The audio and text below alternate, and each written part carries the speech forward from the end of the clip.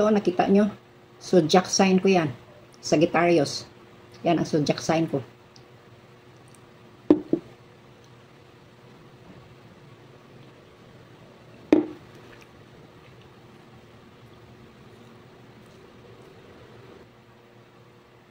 Alam nyo, nagpapiti ako. Yung physical therapist ba na pumupunta dito sa bahay.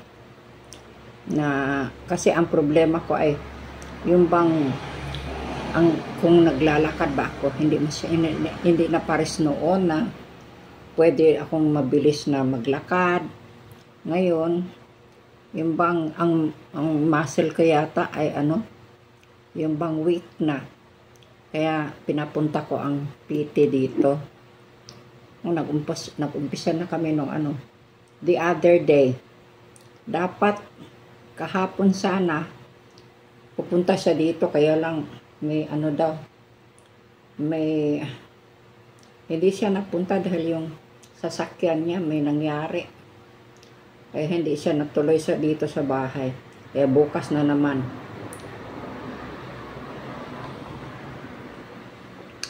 Maganda ang exercise na ginawa niya sa akin.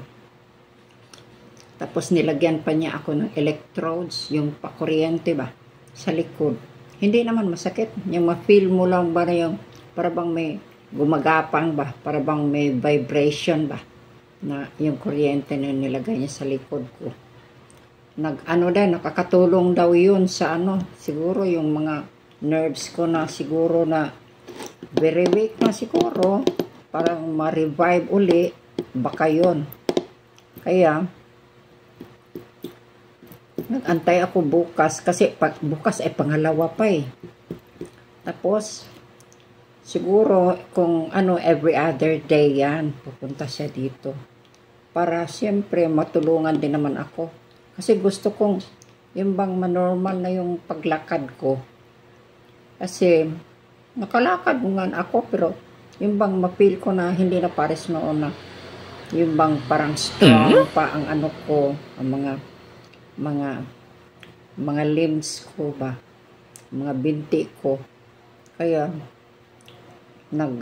nag-isip ako, kasi kung ako lang ang mag-exercise, hindi ko man alam kung yun ba ang tama. Kaya sa naisip ko, tatawag na lang ako ng PT. Tapos narinig ko na itong PT na ito, okay siya, maganda siyang mag-handle ng pasyente.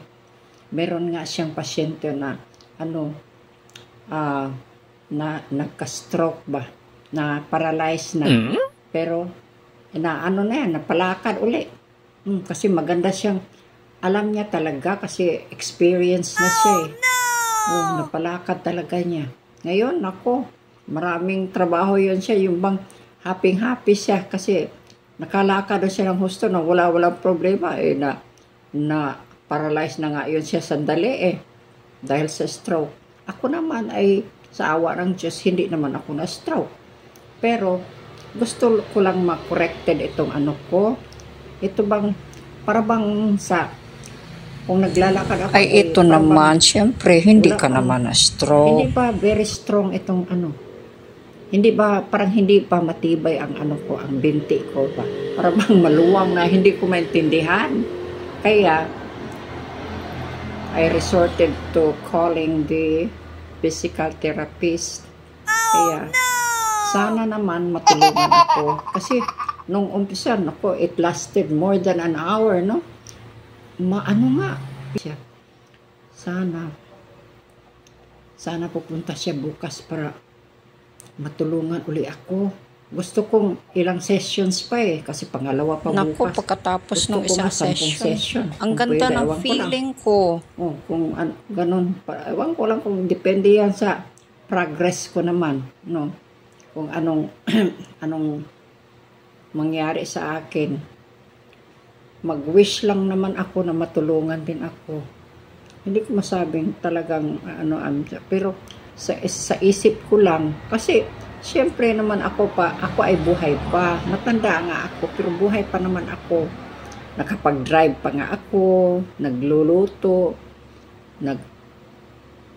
naglalaro din akong assistant dito sa bahay ba. Tumutulong sa akin araw-araw. Pumupunta dito. Every day. Yan. Hanggang dito na lang ako. Iinom na ako ng kape.